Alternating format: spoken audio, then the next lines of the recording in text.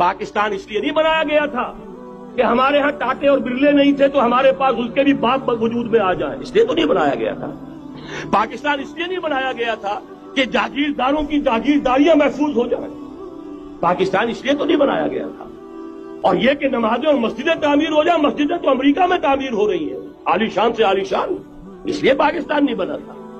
آج بھی مسلمان، میں معذرت سے عرض کر رہا ہوں مولانا سے، آج بھی بھارتی مسلمان کی ایوریج نمازی ہونے کے اعتبار سے پاکستانی مسلمان سے کہیں بہتر ہے۔ آج بھی برقع نظر آ جائے گا تو ہندوستان میں نظر آ جائے گا۔ میں نے اپنی آنکھوں سے دیکھا چند سال پہلے جب مکہ مسجد حیدرآباد دکن میں 3 دن مسلسل میری تقریریں ہوئی ہیں، 10,000 مرد اور 5,000 خواتین، اور ان میں سے کوئی بغیر برقعے کے نہیں تھی۔ ایک سیلاب نظر آ رہا تھا برقعوں کا کہ جب جلسہ ختم ہوا ہے رات کے 12 بجے 3 دن تک متوالی۔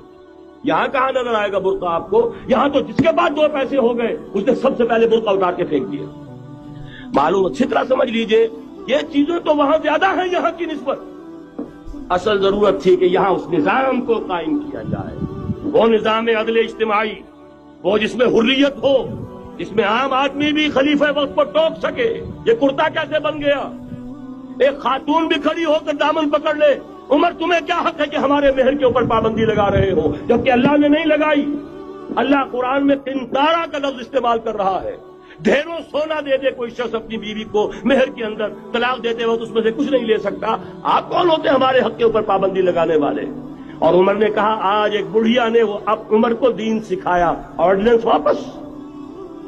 حضرت سعد بن ابی وقاص رضی اللہ تعالی عنہ جو فاتح ایران تھے، وہ گورنر ایسے نہیں بن گئے تھے ریوڑیاں بٹی ہو اور گورنر ہی مل گئی ہو، وہ تو خود فاتح تھے ایران کے، اس لیے گورنر تھے۔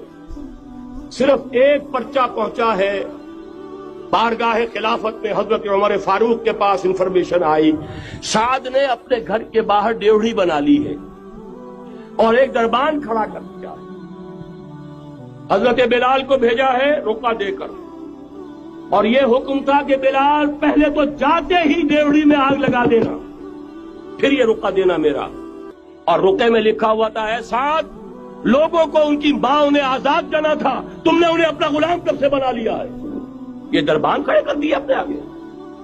وہ حریت، وہ مساوات کہ جا رہا ہو خلیفہ وقت اور چارج لینے جا رہا ہے بیت المقدس کا، کوئی ذاتی علاج کے لیے نہیں جا رہا، سیر و سیاحت کے لیے نہیں جا رہا، چارج لینے کے لیے بالکل سرکاری وزٹ ہے، آفیشل وزٹ ہے، اسٹیٹ وزٹ ہے۔ اور حال کیا ہے؟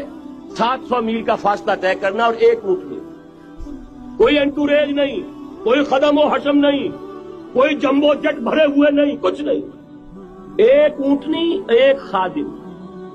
اس ایک اونٹنی پر چونکہ راستے کا راشن بھی ہے لہذا 2 آدمی نہیں بیٹھ سکتے، ایک بیٹھ سکتا ہے۔ ایک منزل خلیفہ وقت بیٹھا ہوا ہے اوپر اور خادم نکیل پکڑ کر چل رہا ہے، اگلی منزل خادم اوپر بیٹھا ہے اور خلیفہ وقت عمر بن الخطاب رضی اللہ تعالی عنہ اور وہ آگے آگے نکیل پکڑ کر چل رہے ہیں۔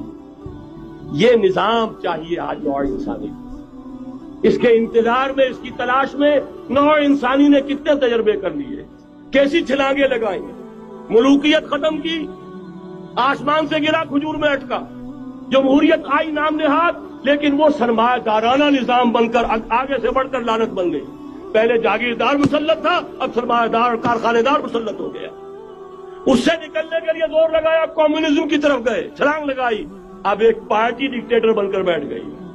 انسان رست از یک بند کا افتاد در بندے دیگر، ایک چیز سے غلامی سے نجات پاتا ہے دوسری میں پھنس جاتا ہے۔ اور کیوں؟ کہ وہ نظام عدل اجتماعی جو محمد عربی کو دے کر بھیجا گیا تھا، اس کے کسٹوڈین سوئے ہوئے، اس کے کسٹوڈین کو اندازہ ہی نہیں۔ یہ نسخہ تو ہمارے پاس تھا، ہمیں عمل کرنا تھا اور دنیا کے سامنے پیش کرنا تھا۔ پاکستان بنایا اس لیے گیا تھا کہ ہم اس کا ایک نمونہ دنیا کے سامنے پیش کریں گے۔ قائد اعظم نے فرمایا تھا کہ ہم یہ چاہتے ہیں کہ پاکستان کی صورت میں عہد حاضر میں اسلام کے اصول حریت و اخوت و مساوات کا ایک نمونہ قائم کر کے دکھائیں۔ کہاں ہے وہ؟ بھٹک گئے، سو گئے۔